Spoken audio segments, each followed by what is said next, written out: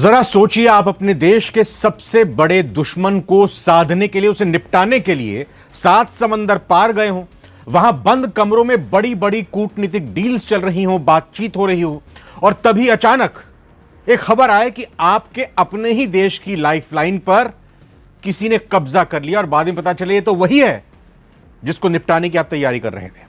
दरअसल कुछ ऐसा ही खौफनाक मंजर पिछले कुछ घंटों में अमेरिका के भीतर नजर आ रहा है।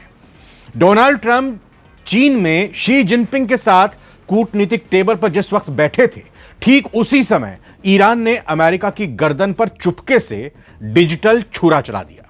ईरान के सबसे खतरनाक हैकर्स ने पूरे देश को हिलाने वाली एक बहुत बड़ी साजिश को अंजाम दिया है। निशाना कोई मिलिट्री बेस नहीं था, निशाना थे अमेरिका के कोने कोने में बने पेट्रोल पंप और गैस स्टेशंस। उनके फ्यूल टैंक मॉनिटरिंग सिस्टम को हैक कर लिया गया, जिससे पूरे अमेरिका में हड़कंप मच गया। तो एक तरफ जहां चीन से लौटने के बाद कहा जा रहा है कि ट्रंप ईरान पर एक बार फिर हमला करने जा रहे हैं, उससे पहले ईरान ने ही अमेरिका को धर लिया। तो आगे इस वीडियो में जानेंगे कि आखिर अमेरिका के पेट्रोल और गैस स्टेशन में यह हमला कैसे हुआ है, इसके पीछे ईरान का मकसद क्या था और ट्रंप प्रशासन अब इसका क्या बदला लेने वाला है। नमस्कार, आप नवभारत टाइम्स देख रहे हैं। यह वक्त सारी दुनिया का, मैं रविंद्र सिंह आपके साथ।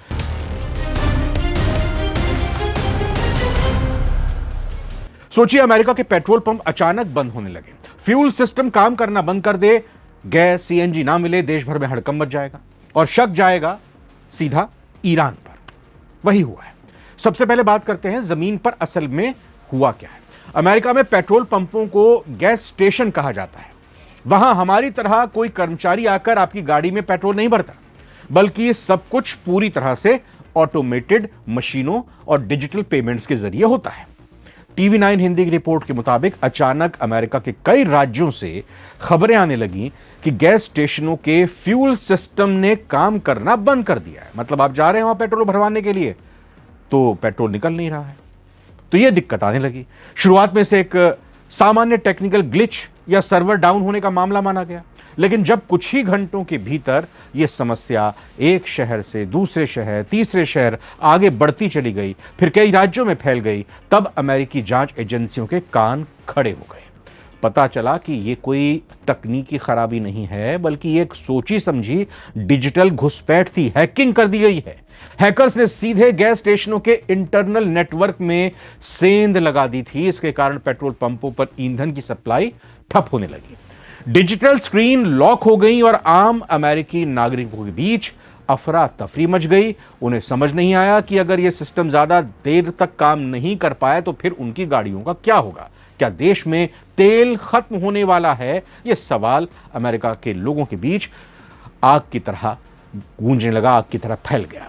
अब तकनीकी रूप से समझते हैं कि आखिर हैकर्स ने किस सिस्टम को निशाना बनाया, जिससे पूरी अमेरिकी सरकार डरी हुई है। आज तक और दैनिक टाइम्स की रिपोर्ट्स में खास सिस्टम का जिक्र है।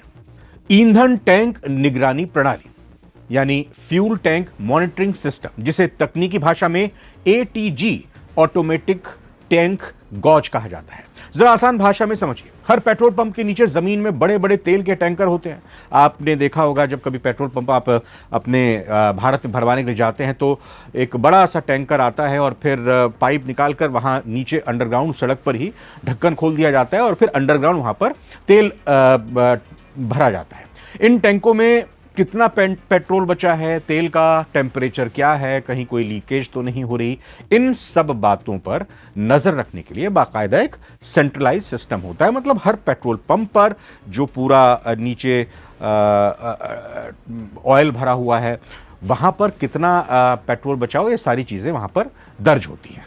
और ये सेंट्रलाइज कंप्यूटर सिस्टम जो इंटरनेट से कनेक्टेड होता है, यही हैक कर लिया। ईरानी हैकर्स ने इसी एटीजी सिस्टम को हथिया लिया। अब सोचिए, अगर कोई हैकर इस सिस्टम में गलत डेटा फीड कर दे कि टैंक खाली है, टैंक का टेम्परेचर बढ़ गया है, घट गया है, तो पूरी सप्लाई चेन रुक जाएगी। अगर वो डेटा बदल दे, टैंक ओवरफ्लो हो रहा है, तो सिस्टम सुरक्षा के लिहाज से लॉक हो जाएगा।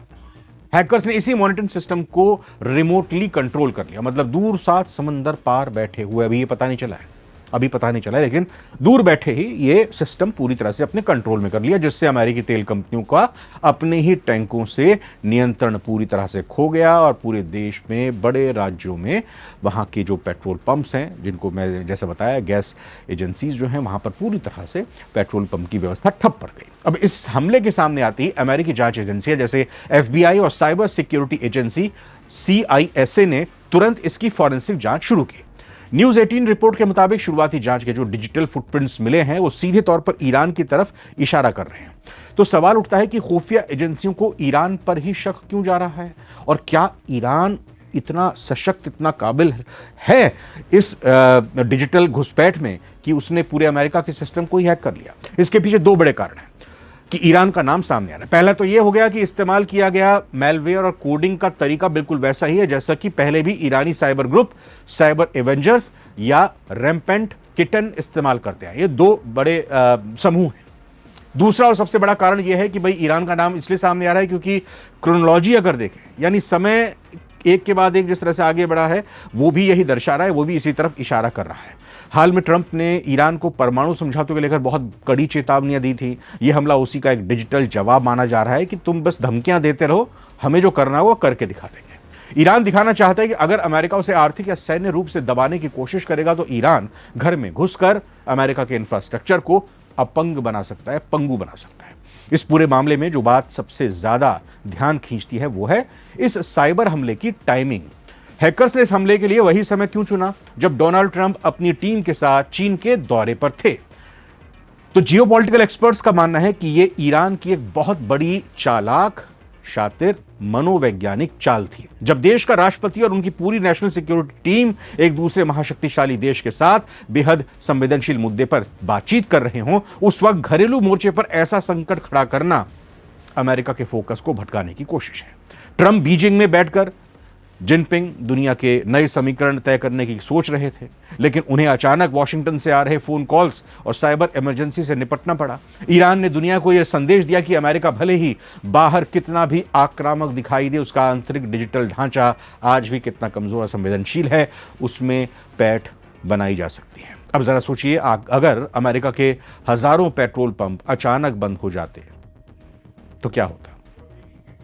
सबसे पहले ट्रक रुक जाते, सप्लाई चेन टूट जाती, सुपरमार्केट खाली होने लगते, एयरपोर्ट और ट्रांसपोर्ट सिस्टम प्रभावित होते। यानी सिर्फ पेट्रोल पंप नहीं रुकते बल्कि पूरा देश, पूरा अमेरिका प्रभावित हो सकता था। अमेरिका जैसे देश में फ्यूल नेटवर्क अर्थव्यवस्था की रीढ़ माना जाता है और अगर कुछ दिनों तक पेट्रोल सप्लाई बाधित हो जाए तो करोड़ों डॉलर का नुकसान हो सकता है। यही कारण है कि अमेरिका इस घटना को सिर्फ हैकिंग नहीं बल्कि राष्ट्रीय सुरक्षा का मामला मान रहा है। कुछ एक्सपर्ट्स तो इसे डिजिटल टेरर तक कह रहे हैं, क्योंकि बिना गोली चलाए, बिना मिसाइल दागे, सिर्फ कंप्यूटर के जरिए पूरे देश में अफरा तफरी फैलाई जा सकती है।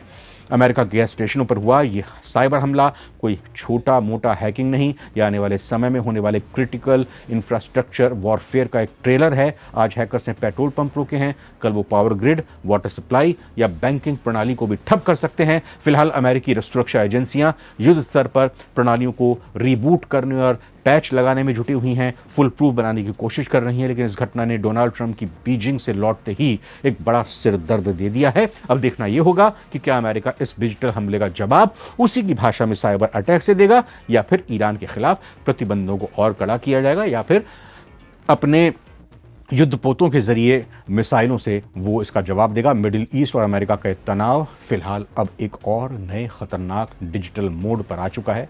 आपको क्या लगता है, क्या ईरान का यह दुस्साहस अमेरिका का एक बड़ा सैन्य कदम के लिए मजबूर करेगा? क्या डिजिटल सुरक्षा के मामले में महाशक्तियां भी लाचार हैं? अपनी राय कमेंट बॉक्स में जरूर लिखें। नमस्कार।